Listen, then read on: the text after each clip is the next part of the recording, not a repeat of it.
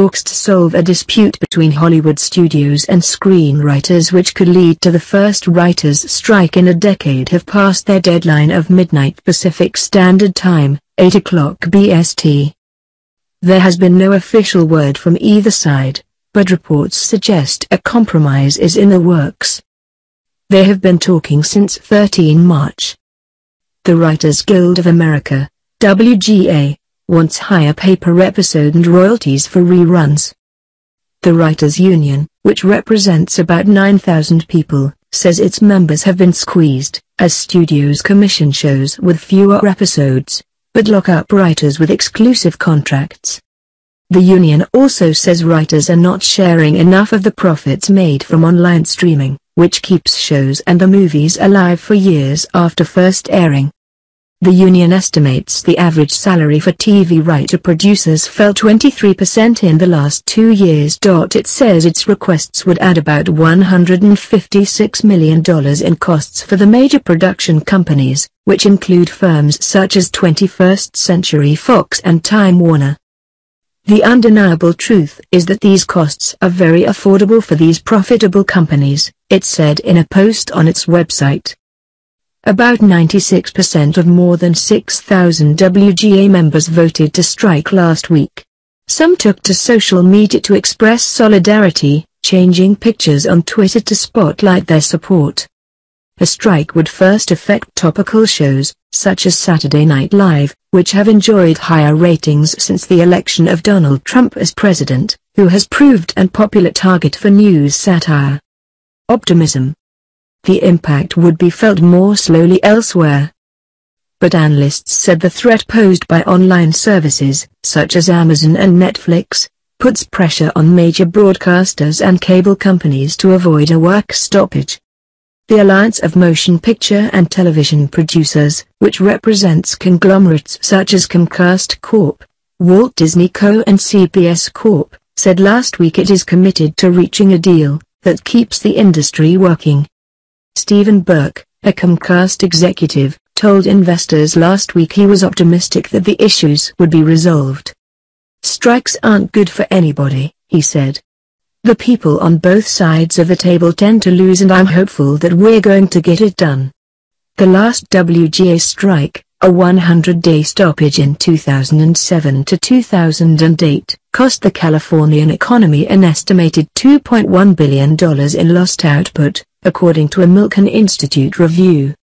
TV viewership dropped 21% in the first week, according to Nielsen figures. Online television was in its infancy at the time. Today, Amazon and Netflix are major competitors for eyeballs and have a deep reserve of programs to buffer them from viewer demands for new content. Those companies are not exempt from union demands. But they would be likely to emerge as big winners in any prolonged strike, which could lead to lasting changes in viewership patterns, Barclays Capital analyst Kanan Venkateshwar wrote in a research note. Theodore Sarandos, the chief content officer at Netflix, told investors last month that the firm was keeping an eye on the situation and some productions could be held up by a strike. "Our fingers are crossed that won't happen," he said. As Hollywood braces for the possibility of its first work stoppage since the devastating 100-day WGA strike of 2007 to 2008, deadline is opening the opportunity for insiders to dissect the thorny issues that created an impasse between the union and the studio reps over a new film, TV contract to replace the one that expires in May. "We expect some of the dialogue here to be delivered anonymously at such a delicate time. The hope is to capture the challenges facing both sides as business continues to change on a dime. Kicking it off is The Delta, a commentary from a well-known member of the entertainment community who is not part of either side of the labor dispute and wished to remain anonymous. All good scripts rely on an essential premise on which the narrative and execution of the project are based. In labor negotiations, the parties are best served when each is very clear with themselves and one another about the underlying premises on which each has entered the debate. The premises held by labor versus those of management will, of course, differ wildly from one another, and that's just fine. The greatest work often comes from sustained creative tension. For the subclass of negotiations in which an eventual deal is certain, as is the case in any Hollywood labor negotiation, both premises always lead to the same ending, a closed deal. If we sensibly accept that everyone knows that eventually a deal will be made, then the only question is how much writer blood is approved to be spilled by the WGA's negotiators on the WGA's own lobby carpet. The reason it's only writer blood is simple. Hollywood labor strikes have now been demonstrably proven to be events that serve the studio's interests, not the writers'. This is because in Hollywood, the house always wins simply because the house always remains the house. The studio's houses are large, and they're well situated in very good neighborhoods. Strikes are an open invitation for them to engage in spring cleaning. They clear their cupboards of long-term deals with writers who they view as long in the tooth. They clear-cut their fields of more speculative development projects to improve their views. When and if these fields get replanted after a strike eventually ends, they are seeded with lower-paid writers making lower-cost content on shorter-term deals. The studios turn their focus to unscripted content, and they mine stores of completed scripts from their cavernous wine cellars. The house remains the house because no labor negotiation is going to result in writers financing and distributing their own content. No labor negotiation is going to result in fewer young people trying to become writers. The WGA has asked for a strike authorization vote. This is a serious step that comes with great responsibility. The WGA membership should ask its leadership the same question that any studio executive would ask of any writer: what exactly is the underlying premise on which this strike authorization vote request is based?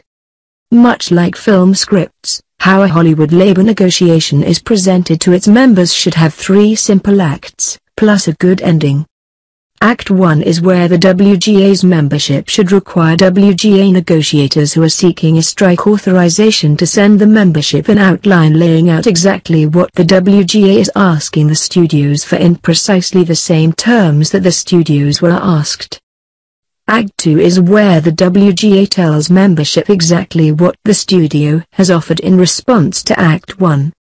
The WGA's March 24 strike authorization email to its membership was high on rhetoric but low on specifics. This is sort of an incendiary combo given the powder keg into which that email was lobbed and the timing thereof. The WGA referred to some of its requests as modest gains for screenwriters or as items it sought to address. Tell us more. A WGA member being asked to grant a strike authorization should have a very clear sense of what exactly is being offered to them because that WGA member will be asked to bear the cost of a deal's rejection during, and long after, a strike. Act 3 is perhaps the most important. This is where the WGA leadership should be very clear with its members, on a point-by-point basis, about specifically what kind of deal the WGA would recommend that the members accept without a strike. One cannot assess whether or not a strike should be authorized without knowing precisely under what conditions a strike can be avoided. What are the red line deal points without which a strike is deemed absolutely necessary? Where we stand today, it does not appear that the vast majority of the WGA's voting membership has sufficiently detailed situational awareness about much of the above. I am not sure why this is, as the WGA's leadership is pursuing some very reasonable and appropriate goals. It may be the case that drastic measures like a strike are the only way to achieve them. One concern that has been repeatedly raised since the 2007 strike is that if you chart out where the WGA's negotiators had gotten the deal on the evening before the last strike began, and you then compare those data points against the data points of where the deal eventually closed after the strike, the delta, defined as the margin of additional gains achieved directly as a result of the strike, may not have justified the strike when considered against both the immediate and long-term effects on members of that strike itself. On a dollar-for-dollar basis, if you add up a reasonable estimate of the phantom revenue that would have been generated by the past 10 years of TV and feature overall deals that never came back, from the restructuring of feature writing deals towards the so-called one-step deal policies now in place for most feature writers, from shifts towards lower-cost unscripted, talk, or new media formats, from the shift towards smaller order sizes in TV, and from the eventual favoring of the new SVOD platforms that don't generate meaningful residuals or backends for members of any trade union, all of which were effectively triggered by and emerged directly out of the last strike, alone. The delta just doesn't add up. Reasonable people seem reasonably concerned that we may be heading back to that same place now. To assess a delta's value in granting strike authorization, the WGA leadership should be required to send members a reasonable projection of exactly what will happen to them and their deals during a strike. Particular attention should be given to presenting members with historical vignettes from prior strikes to show the voting membership what has historically happened to their brothers and sisters the longer a strike continues, and a sense of the actual dollar value of those effects. Data, dollar values, employment stats. How many members filed for state unemployment benefits within 12 months of the last strike? How many lost their homes? How many writers quit the business for good because they didn't have enough credits to maintain WGA health coverage? Let's open all the blinds and have that conversation, too. It's also noteworthy that, within the union, some of the loudest voices in favor of strikes tend to be those of more established writers who are both proportionally better positioned to sustain long periods of unemployment and also most likely to be quickly rehired post-strike. A strike may indeed be a worthy and appropriate tool here if the value proposition were reasonably demonstrated and no other route were shown to be equally as likely to be productive.